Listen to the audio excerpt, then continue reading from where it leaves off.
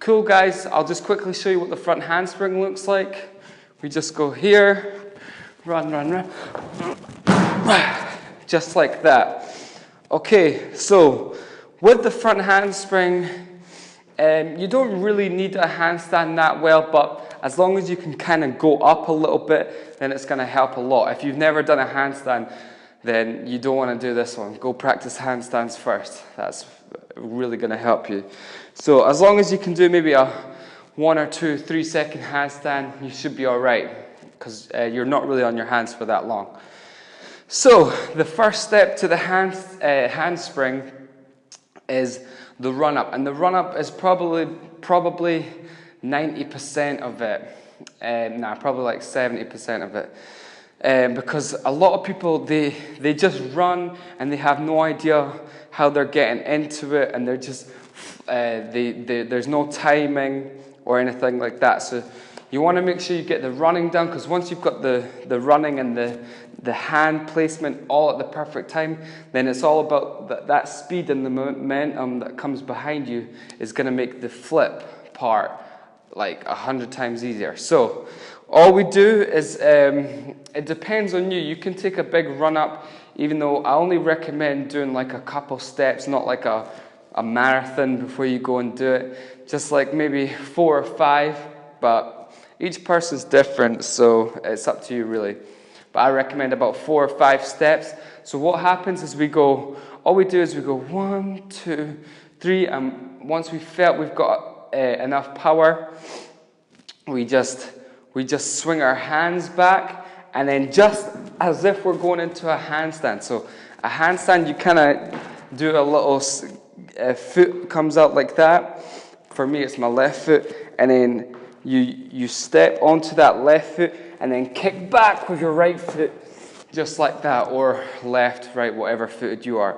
So it's the same as just going into a handstand, but people find it hard when they're doing that from a run. So you really just want to get it right. We go 1, 2, 3, all right, hands back. That's you getting ready for the power.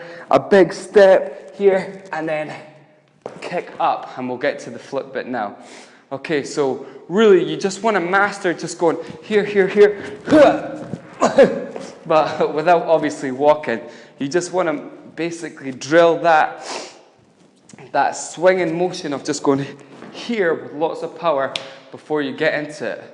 Okay, now, gymnastics people will hate me for saying this or for doing this, but I think, and the same with my backflip tutorial, that it's okay to go sideways at the start.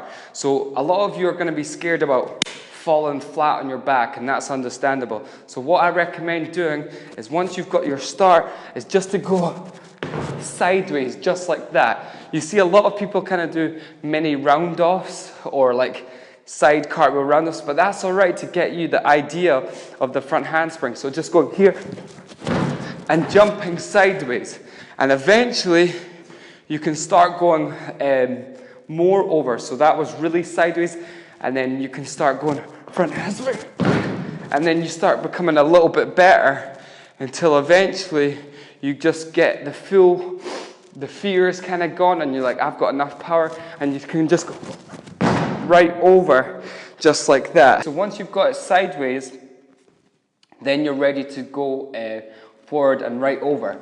So the most important keys with the front handspring is you really want to kick this back foot really hard. Well, both feet really hard. So once you're kicking up, it's not as simple. You really want it to go. Once you're up, it's just keeping going. Just really right over yourself. And as that's happening, you want to do a mini push with your shoulders. So something like as if you're like doing that. That's kind of what's happening. So if you head on over to the academy, you'll see my slow motion, breakdanceacademy.com, you'll see my slow motion analysis of this, where you'll see exactly what's happening with my body in the front handspring. But that was the front handspring tutorial. My top tips are practice down a hill, like on grass, obviously, not like on a big concrete thing, and also make sure it's not too steep or anything, because if you're doing it down a hill, you're obviously going to have all that momentum from like gravity or whatever pushing you forward. Other key things are have a crash mat, That's going to make it easier, or if you're at home, just do a mattress or whatever. It's a fun one to do. Eventually you'll be able to like start landing on one foot or just doing it from a kick back, which I'll do in another tutorial. But good luck with that, and I'll see you guys soon.